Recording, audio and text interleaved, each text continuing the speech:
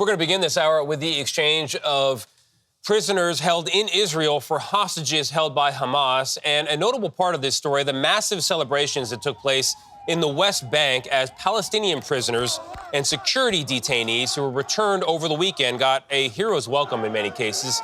It's estimated that some 8,000 additional detainees and convicted criminals remain inside Israeli jails, and a motivation for Hamas to extend this ceasefire and release more hostages is its own effort to bring more Palestinians out of prison. Imtiaz Tyab met with one of the younger Palestinians released by Israel and one of those given a hero's welcome home.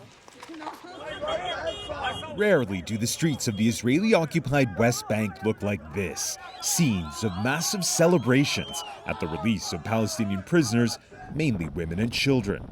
So far, a total of 117 have been freed as part of the deal between Israel and Hamas, including these teenage boys who were given a hero's welcome.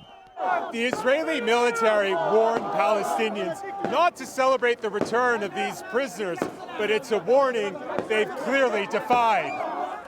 But in East Jerusalem, Israeli forces moved in to crack down on the celebrations by surrounding the homes of several released prisoners.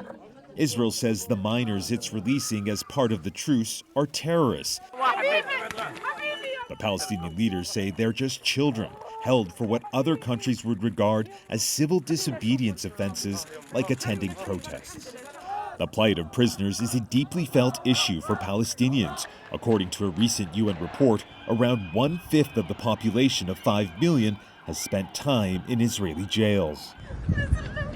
Among those released is Nurhan Awad. She was 16 years old when she was arrested in 2015 for the attempted stabbing of an Israeli man. Now 24, she denies the charges. But like many Palestinian minors facing Israel's military court system, that the UN says has a nearly 100% conviction rate, she later pled guilty and told us she was initially sentenced to 13 years in an Israeli jail.